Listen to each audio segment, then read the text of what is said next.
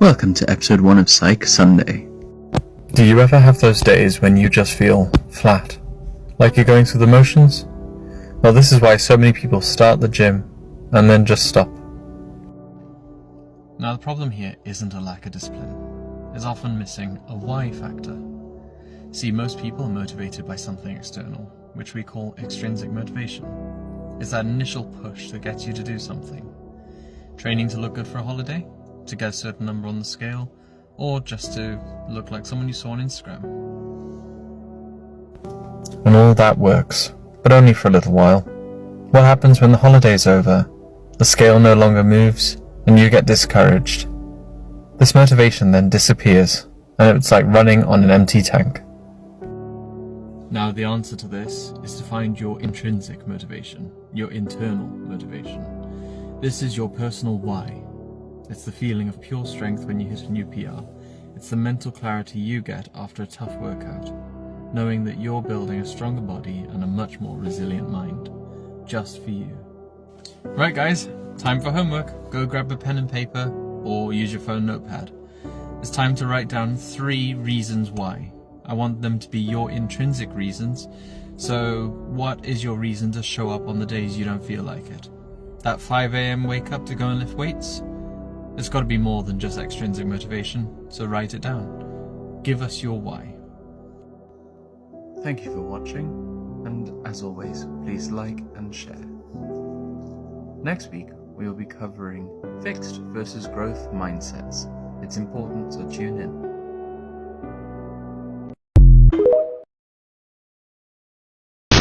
Welcome back to Psych Sunday.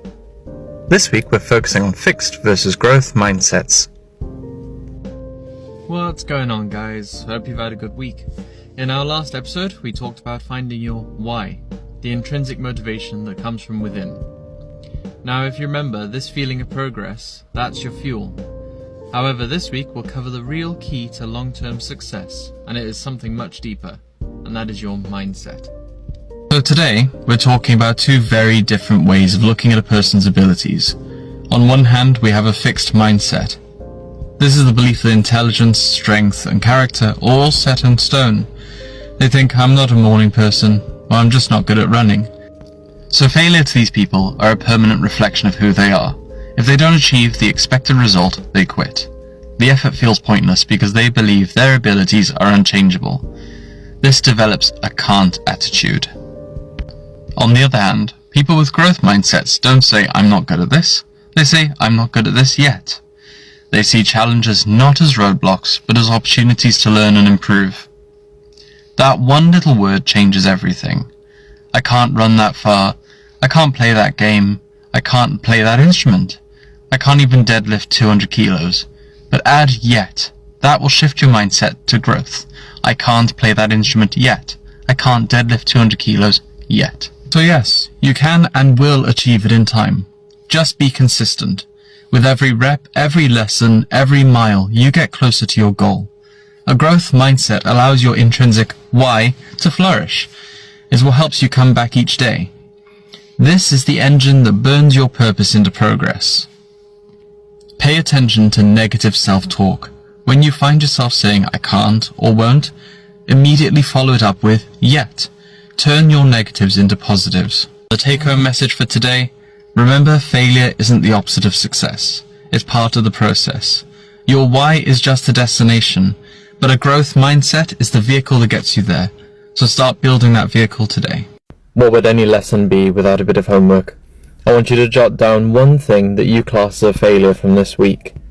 And then I want you to drop down one thing that you learned from that failure. Let's turn that negative into a positive, starting now. Before you go, hit the like button, share it with your friends, and follow us for more. There'll be more episodes every Sunday, so tune in.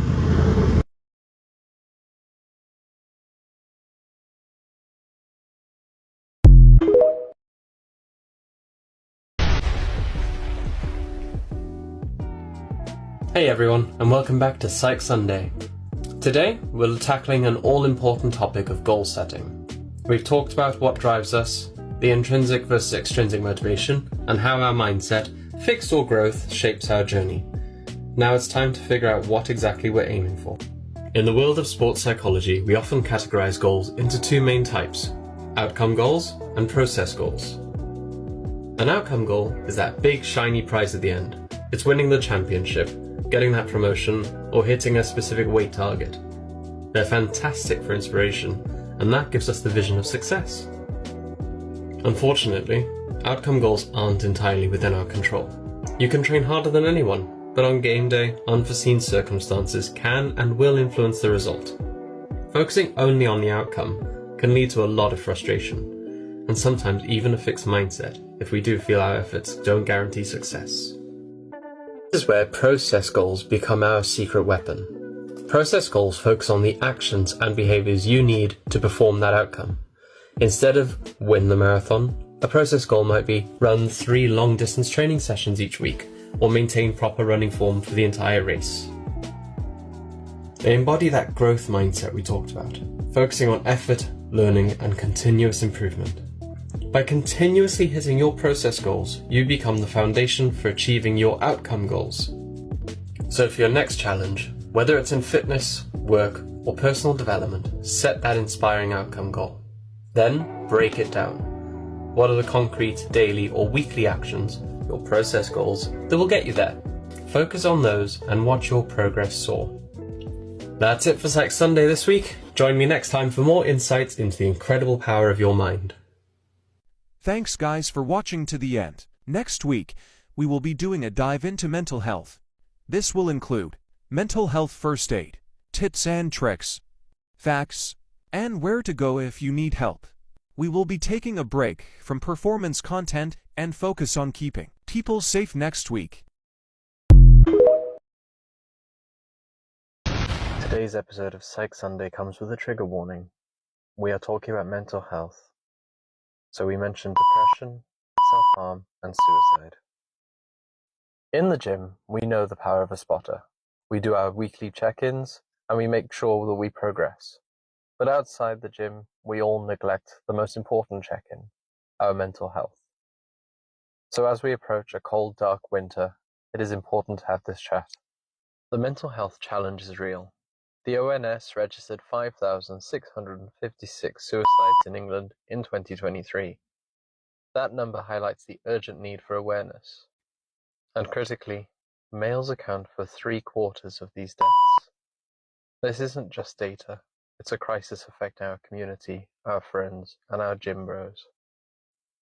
So it's time to be better spotters for each other. So for this episode of Psych Sunday, I propose the Spotter Protocol. Now if you're watching this and you're struggling, just remember to be kind to yourself. Here's a simple tool that you can use. It's based in psychology and it's called grounding. Focus on your senses. What are 5 things you can see, 4 things you can touch, and 3 things you can hear? This will bring your mind out of worry and into the present. Today's episode of Psych Sunday comes with a trigger warning. We are talking about mental health. So we mentioned depression, self-harm, and suicide. In the gym, we know the power of a spotter. We do our weekly check-ins, and we make sure that we progress. But outside the gym, we all neglect the most important check-in, our mental health. So as we approach a cold, dark winter, it is important to have this chat. The mental health challenge is real. The ONS registered 5,656 suicides in England in 2023. That number highlights the urgent need for awareness. And critically, males account for 3/4 of these deaths. This isn't just data, it's a crisis affecting our community, our friends, and our gym bros. So it's time to be better spotters for each other. So for this episode of Psych Sunday, I propose the Spotter Protocol. Now if you're watching this and you're struggling, just remember to be kind to yourself. Here's a simple tool that you can use. It's based in psychology and it's called grounding. Focus on your senses. What are 5 things you can see, 4 things you can touch, and 3 things you can hear? This will bring your mind out of worry and into the present. Now the behavioral activation principle, the smallest step. Get up and move for just 10 minutes. Break that negative thought cycle. Remove yourself from that dangerous environment, whether it's physical or mental. One of the most important things that I can leave you with today is that if you are feeling like you are going to hurt yourself or others, the most important thing you can do is remove yourself or anything that can be used to hurt yourself or others from the vicinity. Self-harm does not solve your problems, and taking your own life is a permanent solution for a temporary problem. Do not let the black dog win. You are worthy of love, you are loved, and any situation you are in will be removed eventually. Unfortunately, we live in a time where it is far easier to medicate than to treat. Too many people are left over-medicated and under-treated. The waiting list for a mental health professional is far too long, and we are losing people while they wait. So it is now your responsibility to take up some of the slack. All it takes is having a chat with someone. All it takes is going for a walk with someone. Just be that person that someone else can turn to. It may not save every life, but saving one life is better than none. So please, before you do anything brash, just use whatever resource you can get your hands on. And if you know someone that is going through these issues, you need to put in the spotter protocol, because sometimes even a kind word can save a life. These numbers will help you. If you need the help, please use them. You can also speak to your friends and family, and remember that it's okay to not be okay. Please feel free to message me or drop a comment if you feel like you need help.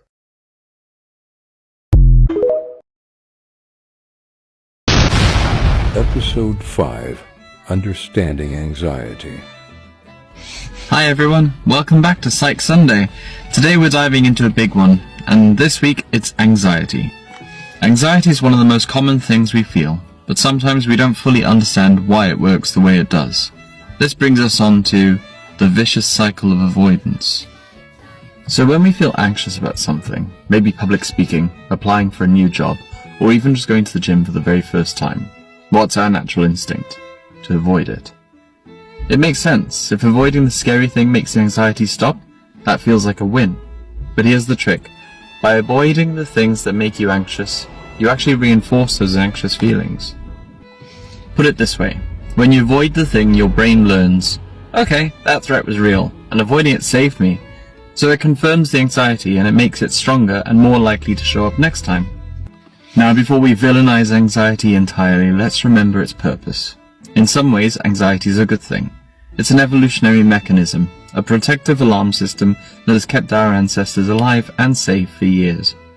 It's why we look both ways before crossing a street. The problem is, when that alarm system gets a little too sensitive, it starts firing for things that aren't even life-threatening, like sending an email, signing up for a competition, or speaking to someone for the first time. Now this brings us to a key psychological concept, negative reinforcement. When you avoid the anxiety-provoking activity like public speaking or a job application, you remove the negative feeling of anxiety. That removal, or the relief that it brings, is what reinforces the behavior of avoidance. The pattern then becomes self-perpetuating.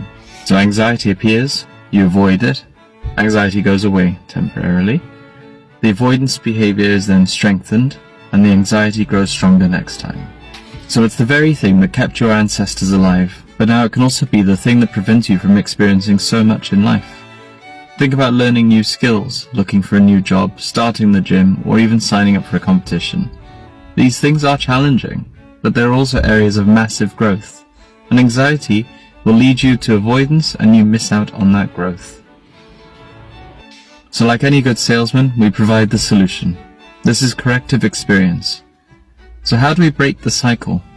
You need to give your brain a corrective experience. This is essentially proving your brain wrong. It means you're going through the thing that makes you anxious, and your brain goes, hey, I did that and I didn't die. That scary feeling passes, and now, actually, I'm okay. You don't have to jump into the deep end though. By taking that small first step, despite the anxiety, that is what starts to rewire your brain and takes away the power of avoidance. So the next time you feel that pull to avoid something that you know could be good for you, try remember this loop. Take a small corrective step forward. Well, that's it for this week's dive into the anxious mind. Let me know in the comments what's one small corrective step that you're taking this week. So that's it for this episode. Catch me on the next one. It might be a double bill.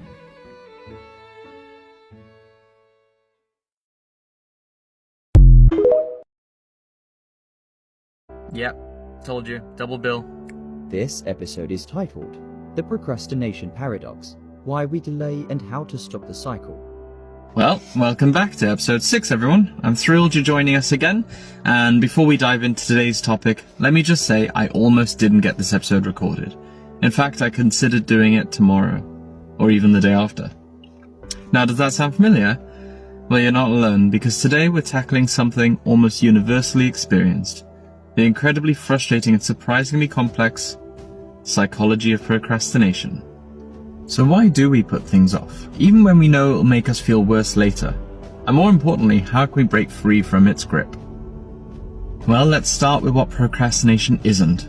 It isn't just laziness. If it were, we'd be putting off things we want to do too. Procrastination is a specific phenomenon. It's the voluntary delay of an intended course of action despite foreseeing negative consequences. Let that sink in. We know it's bad for us, and we do it anyway. And psychologists often view procrastination as a failure of self-regulation. It's less about time management and more about emotional management. Think about it this way: when you put off cleaning your flat or your house, or starting a big project, what are you actually avoiding?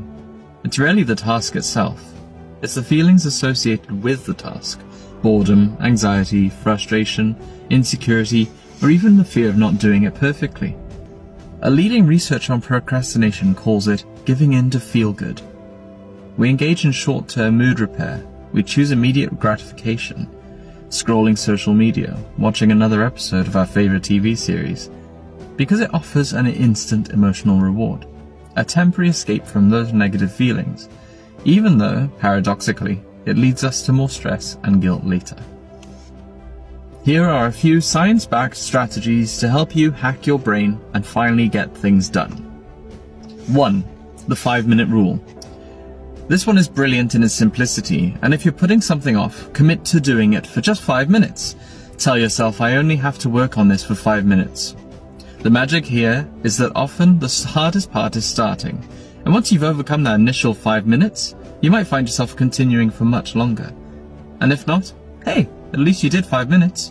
That's progress. Number 2, implementation intentions. The if-then plan. Instead of vaguely saying, I'll clean the bathroom later, make a concrete plan. If it's 3 p.m, then I will clean the bathroom. Or if I finish dinner, then I will spend 15 minutes organizing my desk. This creates a clear mental link between the cue and an action, making it easier to bypass that impulse to delay. It automates the decision. Number 3, temptation bundling. This is where you pair something you want to do with something you should do. Only allow yourself to listen to your favorite podcast while you're doing the laundry. Only watch your favorite show while you're on the treadmill. This makes the unpleasant task a lot more appealing because it's bundled with an immediate reward. Number 4, break it down. Big, overwhelming tasks are prime targets for procrastination, especially for those with ADHD, because they trigger anxiety and feelings of inadequacy. Break them into smaller, possible steps. Don't think, write the report. Think, open the document and write a title. Then, write the first sentence of the introduction. Each tiny step feels less daunting and gives you a small win. And for those ADHD folks, that'll give you a nice dopamine hit. Number 5 is a little bit different. Forgive yourself. This might sound counterintuitive, but research shows that self-compassion actually reduces future procrastination. Beating yourself up after procrastinating only increases negative feelings, which, as we've learned previously, is often what drives us to procrastinate in the first place. Acknowledge it, learn from it, and move. Understanding the psychology behind procrastination isn't about excusing it. It's about empowering ourselves to change it. It's about recognizing that our brains are just trying to protect us, and in a rather unhelpful way. By being mindful of our emotional state and using these small strategic interventions, we can start to reclaim our time and our peace of mind. So what are you going to tackle first? That one thing you've been putting off for a week? Just do it for 5 minutes. I dare you. So that's it from me for the last 2 episodes. This nice double bill of Psych Sunday. I found some sun despite there being Storm Benjamin. If you enjoyed this episode and the one before, or any of the others in this series, pop a repost, like them, comment them, save them, share them. Let's grow our academy. Have a good week, guys. See you later.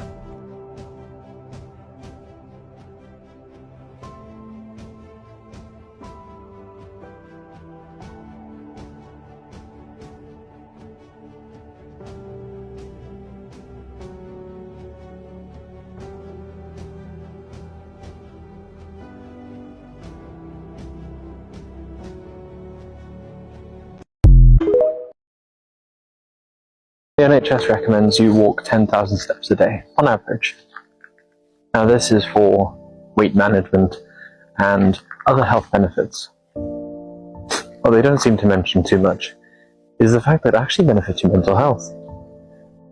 So for today's episode of Psych Sunday, come with me on a walk.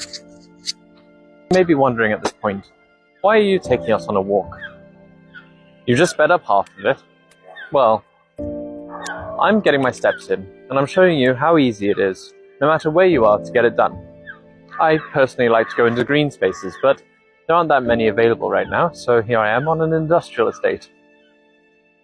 It really isn't that hard to get a few extra steps in every day. Obviously, medical exceptions apply. What I'm trying to get home here is, it doesn't take much to get a bit of activity going. And it's definitely something that it would benefit everyone. Whether it's just for health reasons or physical health reasons, but also for mental health. And here's why. Weightlifting, for instance, when done properly, can be really good for your physical health. For instance, bone density goes up, muscle density goes up. Increased muscle actually burns more fat, so increase your metabolism. All these things are just from moving more and moving some metal plates, just up and down a couple of times. When you include something exercise related, be it weightlifting, you throw in some cardio then. Cardio improves cardiovascular health. The heart pumping gets the respiratory system going. Everything circulates faster. That's all great for physical health. But this wouldn't be a Psych Sunday episode if I was talking about physical health, would it? You see, exercise actually benefits mental health just as much as physical health. Let me explain. Dopamine, the happiness hormone, it's released when you hug your loved ones, when you complete a game that you've been trying to play for months, when you eat something comforting. This hormone is responsible for releasing happiness. Exercise reduces cortisol, the stress hormone. When cortisol is in the body, you age faster, inflammation increases, you hold water. All these things that pretty much suck. And what does exercise do? Well, not only does performing an exercise actually reduce your cognitive load while in there, you're not thinking about what that person said yesterday. You're not thinking about that thing that happened to you in childhood. You're stressed at work? Well, you don't think about it when you're in the gym. You don't think about it when you're on a run. And if you do, you're using it to fuel your workout, not dwell on it. And those are only some of the aspects. If you factor in doing it for long term, you've got things like your self-worth improving because you've accomplished something. You've lost a little bit of weight. You've built a little bit of muscle. You can run that mile a little bit quicker. You actually complete a marathon, which you've never done before. Those are all really helpful tools to building your self-worth. You've accomplished something. You're proud of yourself. That can be a really good protective factor against mental illness. And if we really want to get into social psychology, gym, for the most part, and exercise groups do improve your social circles. A lot of studies actually show that improving your social network can not only increase your lifespan, but actually improves your quality of life as well. People are sociable creatures. We don't thrive on our own, and exercise actually prevents that to some degree. Research shows having a strong social network improves your longevity. and quality of life, especially in older adults. Now, exercise, even if you do it on your own, will always be in proximity of others, except if you're on a run in the middle of nowhere. But that's not safe. Come on, guys. Going to the gym, whether you do it on your own or not, you are still surrounded by people, and sooner or later you will talk to those people. And speaking to someone builds networks. Eventually you may become friends, or at least just gym buddies. A team sport, on the other hand, is pretty much self-explanatory. You put yourself in a team, cricket team, football team, rugby team, darts team, pool even. Even though I wouldn't class them as sport, don't hate me, they still have great benefits for social circles. By building your social network, you can actually reduce your loneliness, and eventually that does help with mood and overall well-being. So in summary, because if I carry on, I'm just going to end up waffling. Get moving. Find a medium that you can do. Just start off with something light. Go for a walk once every couple days. Pick up a new sport if you really want to. I highly recommend kickboxing. Start lifting some weights. Just start moving, and the rest will eventually, in time, become easier and more comfortable. But don't get too comfortable because, as I said in previous videos, your comfort zone is where dreams go to die.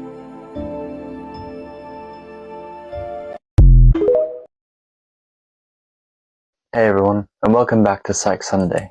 And yes, I have lost my beard, but not my wisdom. So today we're tackling something we all deal with, stress. Now when you hear the word stress, you might think of deadlines, traffic, difficult conversations. But the truth is, stress isn't a modern inconvenience. It's a fundamental part of being human, rooted deep in our evolution. If you think back to our ancestors, they needed a rapid, powerful system to react to threats, like a predator, which is why stress evolved. It's the body's alarm system, a survival mechanism designed to give you a burst of energy and focus to either fight or flee. This reaction is still hardwired into us, ready to fire off the minute we perceive a threat, whether that threat is actually a saber-toothed tiger or just a looming deadline. So what exactly is happening in your body? Well, when your brain detects a stressor, it triggers the release of hormones. The most famous one is cortisol. Cortisol is the body's main stress hormone. This floods your system, increasing your heart rate, sharpening your focus, and pumping glucose into your bloodstream. This is for quick energy and a fast escape. This is incredibly handy in a short-term, dangerous situation. But the problem in modern life is that our threats aren't usually short-term. You see, we often experience chronic, low-level stress that keeps the alarm system running. You see, much like leaving a car to idle, you can also run out of fuel. This leads to what we call allostatic overload. It's like redlining your car engine all the time. Your body is in overload, and this sustained exposure to cortisol starts to wear down your physical and mental health. Apart from the mental effects of stress, the body also feels physiological distress. You break out in eczema, maybe hives. You start to retain water. You start to bloat. Your digestion slows down and you start to gain weight. And even this is because when you're in fight or flight, the last thing you're worried about is digesting your food. This can have negative effects on your libido, your digestion, and your overall health. So I guess there's nothing that can be done. Stress is a part of life. Well, no. You can manage your stress. By working on stress management, you can reduce the effects of stress. So the good news is that we have powerful tools to turn that alarm system down. First, let's revisit something we've talked about on several videos, the grounding techniques. When stress hits, your mind races. By grounding, you bring yourself back to the present. Simple things like the 5, 4, 3, 2, 1 method that I've already taught, that can interrupt the stress cycle and calm your nervous system down. Next, we have exercise. Getting your body moving is one of the best ways to literally burn off the extra stress hormones. It acts as a natural release valve and is a powerful mood booster. Go for a brisk walk, a run, or even dancing to your favorite song, and that can make a huge difference. Finally, let's talk about creating a plan. Many of our stresses feel overwhelming because they might seem like one giant immovable obstacle. Break it down. Instead of letting the stressor consume you, identify the core issue and then create a small, actionable step to work through it. This shifts your focus from panicking around the problem to feeling a sense of control and progress. So take a moment, write down the situation and decide the first thing that you can do to address it. Stress is inevitable, but burnout isn't. By understanding its roots and practicing these management techniques, like grounding, exercise, and plans, you can take control and build resilience. So that's it for this week's Psych Sunday. Take care of yourselves and I'll see you next time.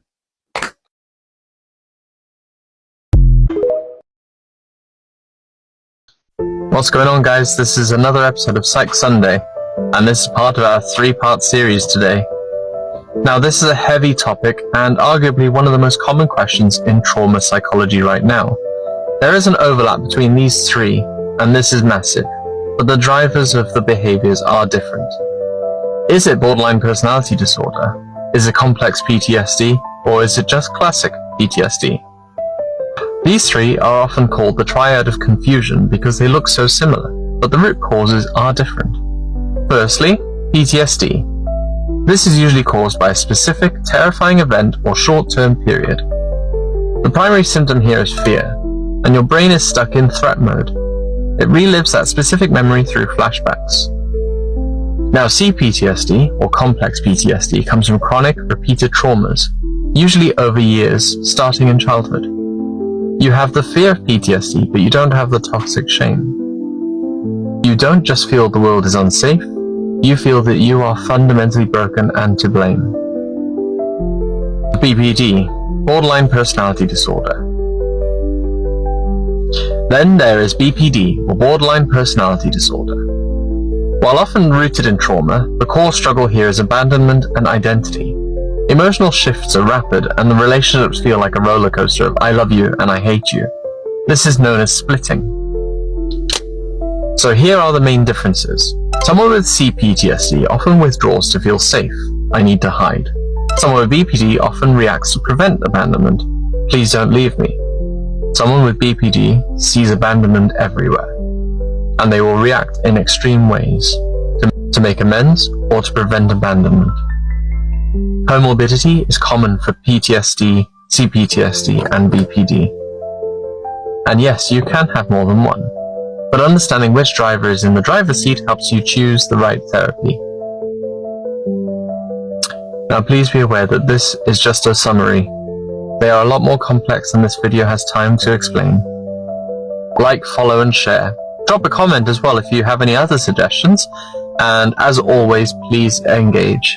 The more people that look and engage with my content, the wider it gets spread and the more able I am to continue doing so. So, much love, guys. Have a great day.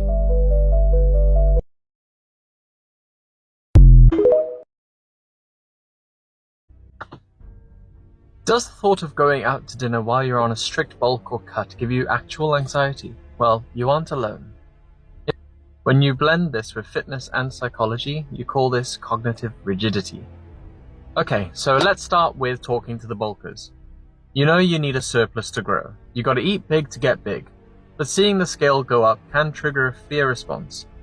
You think, oh, I must be getting fat. You think it's fat, but your body thinks it's safety. If you are too afraid to gain weight, you are staying in a scarcity mindset. You can't build a skyscraper if you're too scared to bring in the concrete. Now, with socializing, you think being 100% strict makes you disciplined. But if you are stressing out at the dinner table, your body is flooding with cortisol. High cortisol breaks down muscle tissue and holds on to visceral fat. Ironically, stressing about the imperfect meal might be killing your gains more than the meal itself. So Gareth, how do you expect us to stay disciplined without being a hermit? Well, use front loading. Decide what you're going to eat before you even get there. Remove the emotion behind it. Eat 30 grams of protein before you even leave the house, and you'll be less hungry and less likely to binge. That was a little quick one, but thank you for watching, and as always, please like, follow, and share. Now, your engagement matters, so please like, follow, and share. And as always, if you have any ideas or what you want to see from me, please drop a comment below or send me a message with your ideas. Much love, guys. Have a good weekend.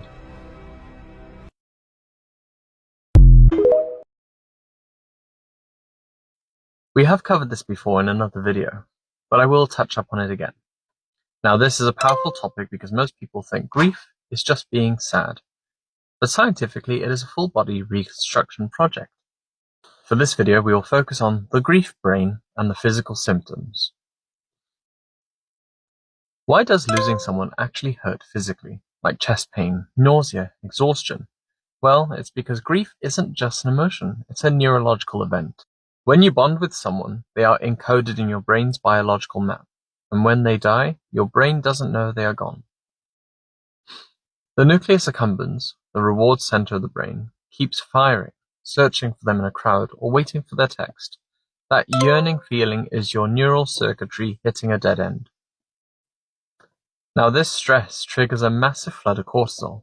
It suppresses your immune system and causes psychomotor retardation, which is why your limbs feel heavy and simple tasks such as showering feel like running a marathon. And you aren't lazy, your body is in shock. We call this grief brain. Your prefrontal cortex temporarily shuts down to let your amygdala process the trauma. So if you're forgetting the keys, spacing out, or can't focus at work, this is just a normal protective mechanism. Grief is not a linear line. It's a rewiring process, and be patient with your biology. It's working as hard as it can to heal you.